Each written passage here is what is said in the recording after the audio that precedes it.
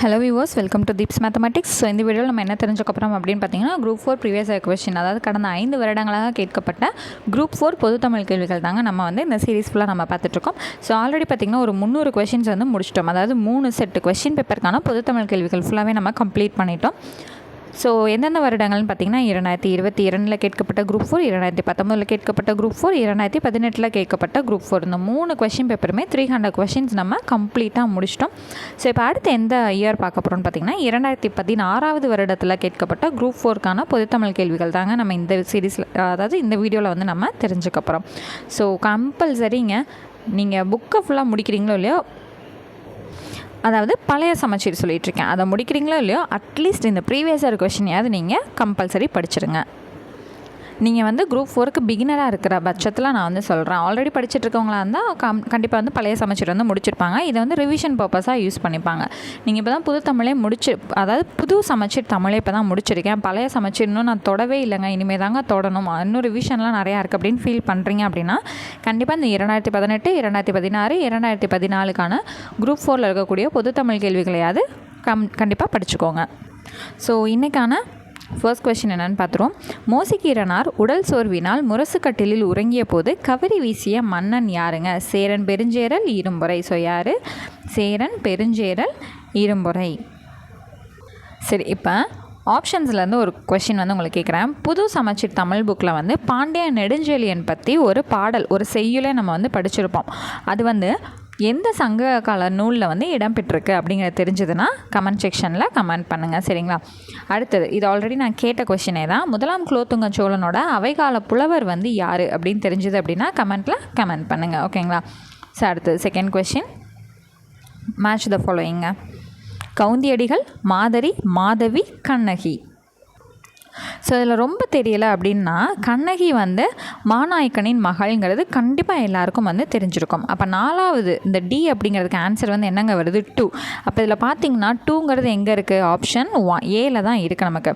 அப்போ இந்த மாதிரி ஒரு விஷயம் தெரிஞ்சதுன்னா கூட நம்ம என்ன பண்ணலாம்? ஈஸியாக ஆன்சரை கண்டுபிடிக்கலாம், சரிங்க? அப்போ கவுந்தியடிகள் என்னதுங்க? சமண துறவி. மாதரி அப்படிங்கிறவங்க யாருங்க? ஆயர்குல மூதாட்டி. மாதவி யார்? ஆடலரசி. கண்ணகிங்கிறவங்க மாநாயக்கனின் மகள். அப்போ என்னங்க வருது நமக்கு ஆன்சரு?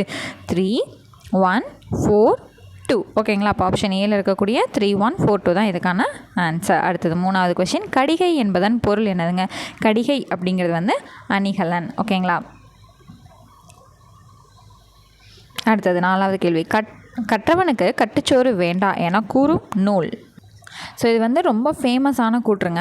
ஸோ கற்றவனுக்கு கட்டுச்சோறு வேண்டா அப்படின்னு சொல்கிறது என்னென்னு பார்த்தீங்கன்னா பழமொழி 400. ஸோ இதுலேருந்து நம்ம நிறைய கொஷின்ஸ் உங்கள்கிட்ட கேட்டு ரிவிஷன் பர்பஸ் பண்ண முடியும், ஓகேங்களா?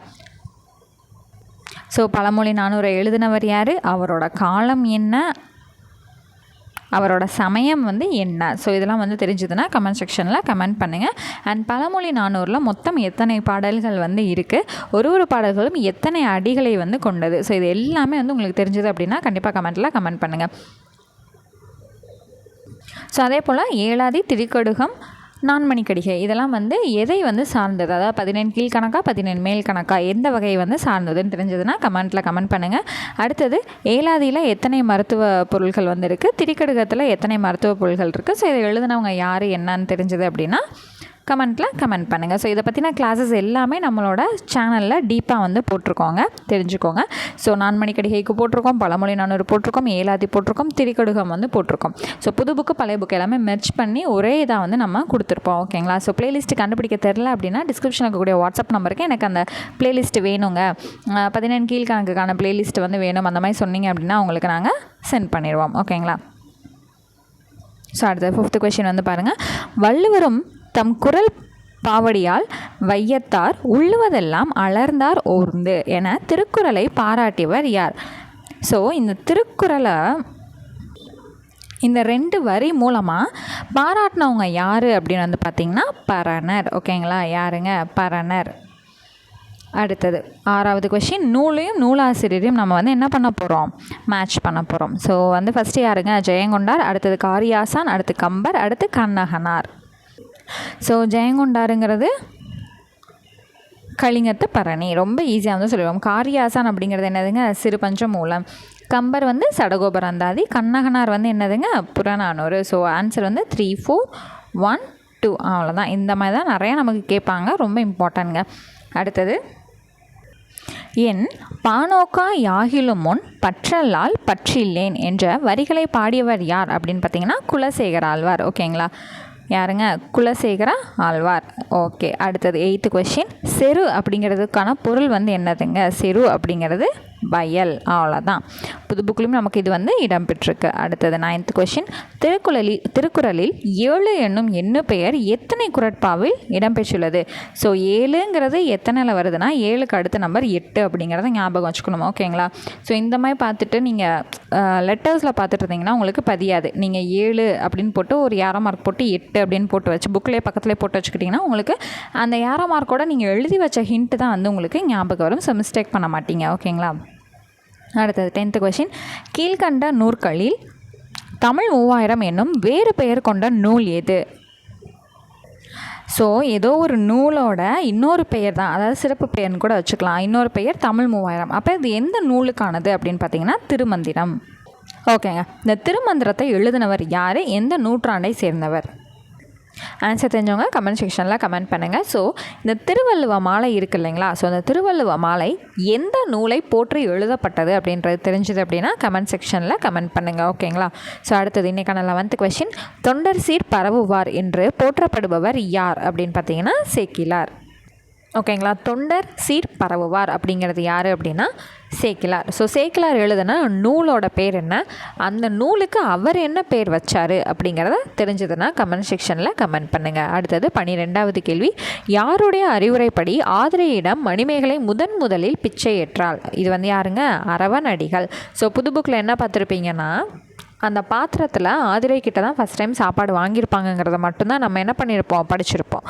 அதாவது லோயர் செக்ஷனில் சொல்கிறேன். அப்போது அந்த யாரோட அறிவுரையை கேட்டு அவங்க போய் அது வாங்கினாங்க அப்படின்னா அரவணவடிகள். இது தெரிஞ்சு வச்சுக்கோங்க. அடுத்து 13வது கேள்வி. தண்டமிழாசான் சாத்தான் நன்னூர் புலவன் என்று மணிமேகலை ஆசிரியர் சீத்தலை சாத்தனாரை பாராட்டியவர் யாருங்க? இளங்கோவடிகள். இப்போ நம்ம பார்த்துட்ருக்க கொஷின்ஸ்லேயே இது ஒன்ஸ் அகேன் நமக்கு என்ன இருக்குது, ரிப்பீட்டட் ஆகிருக்கு. ஓகேங்களா. ஓகே, அடுத்தது கம்பரை புரந்தவர் யார்? அதாவது கம்பரை ஆதரித்தவர். ஓகேங்களா. ஸோ இது வந்து என்னதுங்க? சடையப்ப வள்ளல். அடுத்தது ஜியு போப் திருவாசகத்தை எந்த மொழியில் மொழிபெயர்த்தார் அப்படின்னா ஆங்கிலம். ஓகேங்களா. ஜியு போப் வந்து திருவாசகத்தை வந்து எந்த மொழியில் மொழிபெயர்த்திருக்கார்? ஆங்கிலம். அடுத்தது 16வது கேள்வி. நடுவண் அரசு தமிழை செம்மொழியாக அறிவித்த ஆண்டு வந்து எதுங்க? 2004. ஓகே, இப்போ இதுலேருந்து அடுத்த கொஷின்ஸ் நான் கேட்குறேன். ஸோ நமக்கு பாலிட்டியில் வந்து இதெல்லாமே வந்து இருக்கும். ஓகேங்களா. ஸோ சமஸ்கிருதம் வந்து எந்த வருஷம் வந்து செம்மொழியாக அறிவித்தாங்க? கன்னடம் எப்போ? மலையாளம் எப்போ? ஒரியா வந்து எப்போ வந்து அறிவித்தாங்க? தெலுங்கு வந்து எப்போ அறிவித்தாங்க? ஸோ இது எல்லாமே வந்து செம்மொழியாக வந்து எப்போ அறிவித்தாங்க அப்படிங்கிறது தெரிஞ்சதுன்னா கமெண்ட் செக்ஷனில் கமெண்ட் பண்ணுங்கள். அடுத்தது 17th கொஷின். குருக், மால்தோ, பிராகுயி என்பன இதெல்லாம் என்னதுங்க? வடதிராவிட மொழிகள். ஸோ இதுக்கு வந்து நான் ஒரு ஷார்ட்கட் வந்து சொல்லி கொடுத்துருப்பேன் நம்மளோட சேனல்லே. நியூ 9th தமிழ் புக்குக்கான ஷார்ட்கட்ஸ் வந்து நான் போட்டிருப்பேன். அது ஒரு பிளேலிஸ்ட்டாகவே இருக்குங்க. பிளேலிஸ்ட் கண்டுபிடிக்க தெரிலங்கிறவங்க டிஸ்கிரிப்ஷனில் இருக்கக்கூடிய வாட்ஸ்அப் நம்பருக்கு நீங்கள் டெக்ஸ்ட் பண்ணி கேட்டிங்கன்னா நாங்கள் உங்களுக்கு ஃபார்வர்ட் பண்ணிடுவோம். ஸோ உங்களுக்கு எந்த பிளேலிஸ்ட் வேணுங்கிறத டீட்டெயில்டாக மென்ஷன் பண்ணி கேளுங்க. நிறைய பேர் வந்துட்டு எங்களுக்கு பிளேலிஸ்ட்டு ஷேர் பண்ணுங்கன்னு மட்டும்தான் சொல்கிறீங்க. இப்போ நான் வந்து ஒரு வீடியோ எடுக்கிறேன் அப்படின்னா இந்த கொஷினுக்கு பிளேலிஸ்ட் பேர் வந்து நான் மென்ஷன் பண்ணி உங்களுக்கு சொல்லுவேன். இல்லைனா இதுக்கு சம்மந்தமாக வந்து நான் போட்டிருப்பேன்னு வந்து நான் சொல்லுவேன். அட்லீஸ்ட் நீங்கள் அதையாவது ஸ்க்ரீன்ஷாட் எடுத்து அனுப்பிச்சு இது பேசிஸில் இருக்க பிளேலிஸ்ட் எனக்கு வேணும்னு கேட்டிங்கன்னா பரவாயில்ல. மொட்டையாக பிளேலிஸ்ட் அனுப்புங்கன்னு தான் நிறையா பேர் கேட்குறீங்க. ஸோ இதுக்கான ஷார்ட்கட் நான் வந்து அந்த வீடியோவில் என்ன சொல்லி கொடுத்துருப்பேன்னா குருமா பிரமாதமாக இருக்குது அப்படின்னு சொல்லி கொடுத்துருப்பேன். இப்போ என்னென்னா நமக்கு வந்து தென் திராவிடம், நடு திராவிடம், வட திராவிடம் அப்படிங்கிற 3 டப்பா இருக்கும் இல்லைங்களா. இந்த 3 டப்பா இருக்கும். ஹெட்டிங் இது தான் நமக்கு வந்து தெரிஞ்சிடும். அப்போ இந்த வட திராவிடத்துக்கு நம்ம வந்து என்ன பண்ணுவோம்னா வடக்கு பக்கம் குருமா பிரமாதமாக இருக்கும்னு வச்சோன்னா இந்த குரு மா ப்ரா இது இருக்குது இல்லைங்களா, இதை எடுத்து தான் வச்சுருப்போம். ஸோ இந்த மாதிரி வந்து 3 பாக்ஸுக்குமே நம்ம என்ன பண்ணியிருப்போம், ஷார்ட்கட் வந்து தெளிவாக சொல்லி கொடுத்துருப்போம். ஸோ அதை பார்த்தீங்கன்னா ஈஸியாக வந்து ஞாபகம் வச்சுக்கலாம். ஸோ தென் திராவிட மொழிகள் தெரிஞ்சதுன்னா கமெண்ட் பண்ணுங்கள். நடு திராவிட மொழிகள் வந்து தெரிஞ்சதுன்னா கமெண்ட் பண்ணுங்கள். ஓகேங்களா. ப்ளேலிஸ்ட் வேணுங்கிறவங்க முடிஞ்சால் கண்டுபிடிக்க தெரில அப்படின்னா டெக்ஸ்ட் பண்ணி வாங்கிக்கோங்க. அடுத்தது இன்றைக்கான 18th கொஷின். ஒரு லட்சிய சமூகம் சுதந்திரம், சமத்துவம், சகோதரத்துவம் ஆகியவற்றை அடிப்படையாக கொண்டது என்றவர் யாருங்க? அண்ணல் அம்பேத்கர். ஸோ அம்பேத்கருக்கு வந்து எந்த வருஷம் விருது வந்து வழங்கினாங்க, பாரத ரத்னா விருது வந்து எந்த வருஷம் கொடுத்தாங்க அப்படிங்கிற தெரிஞ்சதுன்னா கமெண்ட் செக்ஷனில் கமெண்ட் பண்ணுங்கள். அடுத்தது திருவி கல்யாண சுந்தரனார் எழுதாத நூல் எது அப்படின்னு பார்த்தீங்கன்னா, முருகன் அல்லது அழகு அவர் எழுதினது தான், உரிமை வேட்டல் அவர் எழுதினது தான், தமிழ் சோலை அவர் எழுதினது தான். அப்போ சித்திரக்கவிங்கிறது வந்து அவர் எழுதினது கிடையாது. சித்திரக்கவி யார் எழுதினதுன்னு தெரிஞ்சதுன்னா கமெண்ட் செக்ஷனில் கமெண்ட் பண்ணுங்கள். ஸோ இன்னொரு விஷயம் என்னென்னா, திருவிக்காவுக்கான சிறப்பு பெயர் என்னன்றது தெரிஞ்சதுனாலும் கமெண்ட்டில் கமெண்ட் பண்ணுங்கள். ஸோ இன்றைக்கான கடைசி கொஷின், பொருந்தாதவற்றை தேர்ந்தெடுத்து எழுதுக. ஸோ முதல் கூற்று வந்து என்ன கொடுத்துருக்காங்க? சூசையப்பர் தேம்பாவணியின் பாட்டுடை தலைவர். கரெக்டு தான். திருமந்திரம் சைவ திருமுறைகளில் 10வது திருமுறை. ஆமாம், 10வது திருமுறை தான், கரெக்டு தான். சங்கரதாஸ் சுவாமிகள் தமிழ் நாடக தலைமை ஆசிரியர். ஓகே. லாஸ்ட் என்ன கொடுத்துருக்காங்க?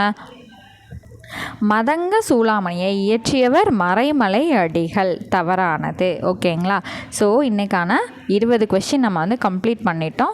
அதாவது 500 கொஷின்ஸ் நம்மளோட டார்கெட். அதில் 320 கொஷின் முடிச்சிட்டோம். இன்னும் நமக்கு 180 கொஷின்ஸ் தான். ஸோ இன்னும் ஒரு 9 டேஸில் நம்ம வந்து ஒரு 500 கொஷினை நம்ம ரீச் பண்ணிடுவோம். ஓகேங்களா? ஸோ நெக்ஸ்ட் கிளாஸில் மீட் பண்ணுறேன். தேங்க்யூ.